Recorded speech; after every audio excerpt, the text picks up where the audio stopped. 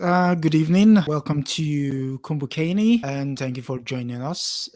This week, the podcast has taken a very solemn tone. For one, a member of the larger African family lost his life, unfortunately, on the streets of Memphis, Tennessee. The brother's name is Tyre Nichols. Tyre Nichols was doing what some of us will do, just by the norm of the activity itself, driving to Starbucks. Whoever thinks of driving to Starbucks thinking that will be the last drive they will do, wherein he was waylaid by people who actually look like him. That was the shocking bit. But enough about Tyre Nichols will be centered in the sense that we have to honor his passing, and in so doing, we plead that his family find the fortitude to bear the irreparable loss to their family and to the extended community.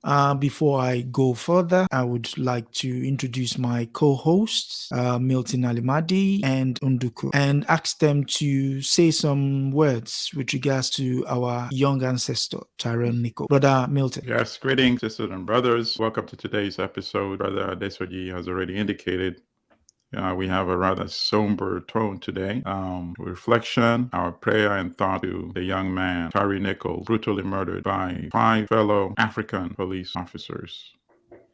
And that's the sad part of it, of course, not that it's any less painful when the assassins are European American officers. But we have to, in my case at least, I don't think these African, whether you call them African or African descendant or African Americans, they're all Africans essentially, would brutalize a European American the way they beat this young brother.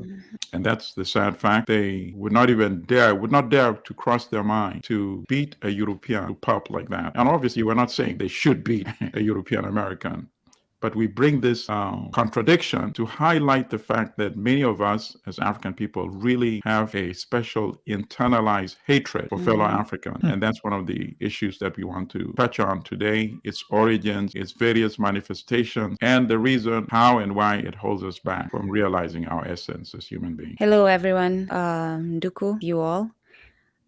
This is going to be a tough session to go through today. I mean, usually our topics are tough to go through anyway. We're talking about plight of Black people in general. And the fact that we are still under oppression does not help. But I want to start by honoring our brother Tyre Nichols. May he have a peaceful transition as he joins the ancestors. And to his family, may you find comfort in the good times and the memories that you built with him, and in knowing that his spirit and his name will live on, because we will mention him, we will continue to remember him. But also to say that why is Kumbukeni a podcast that has been talking about Africa, talking about something that happened in the United States? We are a Pan-African podcast. The three of us are all Pan-African, and therefore anything that relates to any Black person in the globe, on earth, is important to us. And I and fellow community members have recently started practicing Kwanzaa principles daily, and this reminds me of Ujima. And Ujima says to us that my brothers and sisters' problems are my problems, and we need to come together as a community to solve them. And so our conversation today will touch on what happened, why it happened, and how we as a community can come together to solve. Thank you, Adesoji. Thank you, both of you. Well, speaking to the problems of policing in the United States, I don't live there, so I would rightly defer to you guys as to, if you can recount what it is to live in quote unquote a garrisoned state, police state as it were. Because a couple of times I've been there in comparison to where the oversaturation? It's not just the oversaturation, it's the military stance of someone who is supposed to be looking out for what's the word? The community. Wellness. Yeah. So could you, starting with Brother Milton, could you Sure. speak to the idea of what it is, the essence of policing in the United States? Okay, I think the essence of policing in the United States is not too different from the essence of policing in other capitalist societies. True. The US just happens to be everything else, every aspect of capitalism happens to be on steroids in the United States. The policing here, I think the best way to understand it is to understand the class, the essential class elements of the policing. The policing in the United States is an abdication of the system delivering to the vast majority, particularly those in the marginalized communities, the low-income communities, the struggling communities, so that you suffer the consequences of marginalization.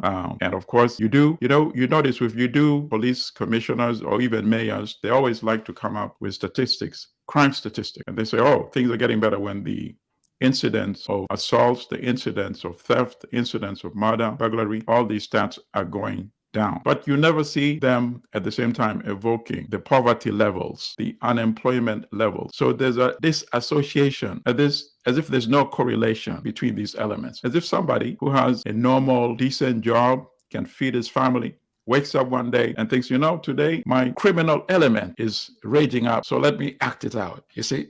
And that's the fallacy. So we should never see policing as designed in these societies as to keep the peace or law and order. The policing is an abdication, and the other aspect of it, of course, is the prison system. You see, so it's a criminal industrial complex. You have the prison systems and the judges, the whole judicial system is a part of that, and the policing is the strong arm part of that.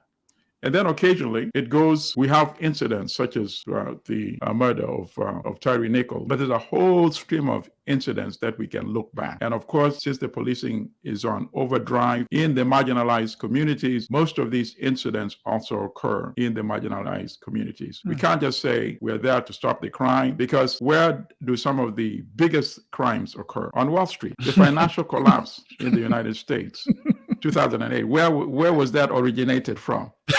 Did you ever see police going there to lead people out in handcuffs, because of those crimes? Of course not. Instead, they're in the marginalized communities picking up or exterminating young sisters and brothers, in this case, Tyre Nichols. So that would be my observation in terms of the purpose of policing.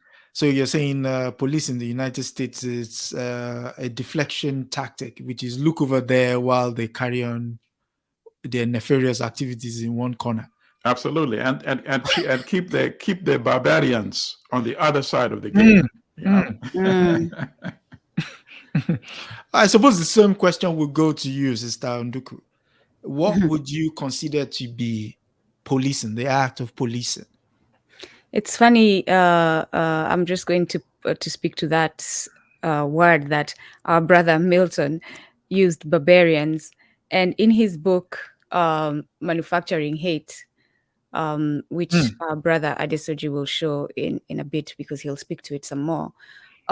He says that there are stereotypes that the Western media has put attention on about Black people, and one of them is that the Black inhabitants of the African continent, but in general, are barbaric and primitive.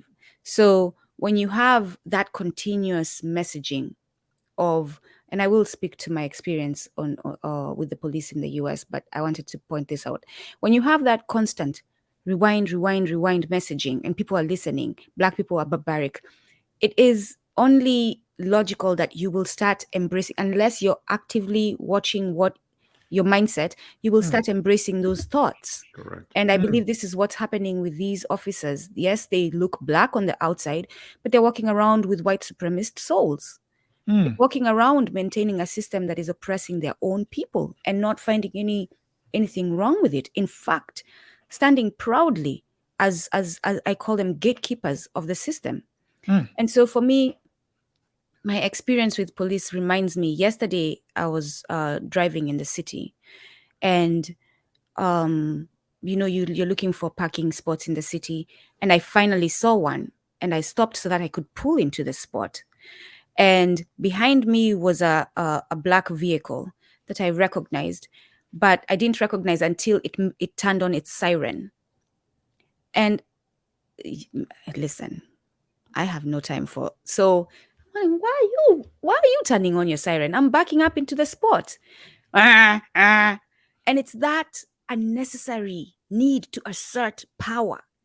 Like your bloated need to assert power. Like, why do you need to tell me that you're an officer behind me? And no, sir, ma'am, I'm parking. Wait there like every other citizen. So for me, and the day this happened, I remember I was in the office and one of the screens was on, and I saw it and I said, no, it did not happen. That was my first reaction. No, I'm not looking at this. No, it didn't happen. And I heard a colleague of mine undermine it, the fact that there were protests, making, again, those microaggressions that we go through at work. Why are they protesting? Oh, so all of us have to get up in arms about this?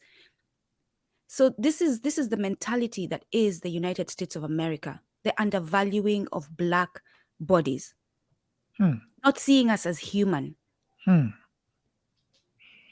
I bet you right now, if a video like this is posted in the United States about a white person,